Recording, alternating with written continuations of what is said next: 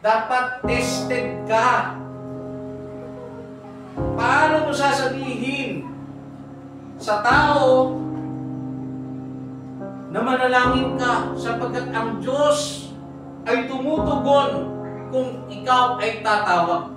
Paano mo sasabihin sa tao na siya'y manalangin kung ikaw mismo hindi ka tested sa tinatawag po na prayer?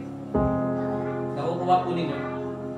Paano mo sasabihin sa tao ang Diyos ay dumidinig ng panalangin kung ikaw nga mismo hindi mo pa nasusubukan sa buhay mo na dininig ng Diyos ang panalangin?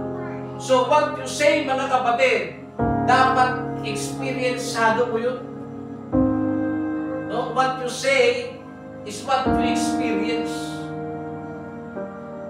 Kaya nga po, kung ano po ang ating itinuturo, yun po yung ating na-experiensa at sinusunod.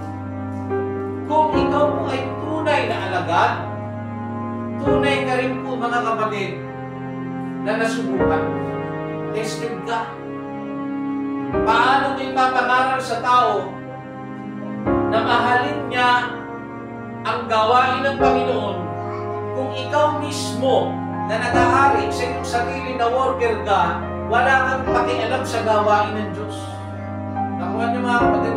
Paano mo sasabihin sa mga tao na huwag papabayaan ang templo ng Panginoon kung ikaw mismo ang number 1, mga kapatid, na nagpapabaya sa templo ng Diyos? Nakuha niyo, mga kapatid? So, napaka-basic lamang po. Kailangan tested. Alam ko po, marami na po kayo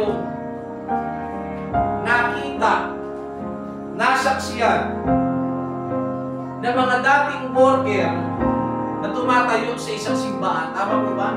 Marami po sa atin yung nakasaksi. Mga kapatid, pakinggan ninyo. Likas na may katalinuhan. Magaling sa pagsusalita. Okay?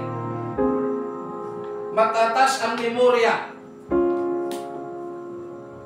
Nandoon ang tinatawag na potential. At marami ka pang bagay na makikita. Ngunit, paglipas ng mahabang panahon, minsan nga may sila, hindi na sila nakita sa simbahan. Bakit? Hindi nasubukan. Hindi sila tested. Kaya, kung kayo man po ay mabigyan ng pagkakataon na tumayo sa pulpit, hindi pa yan, mga kapatid, ang dulo.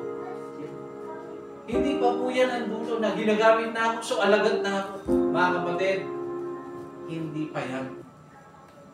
Masasabi mo lang sa sarili mo, 100% na lingkod ka nga ng Diyos kung alam mo sa sarili mo na na-test ka.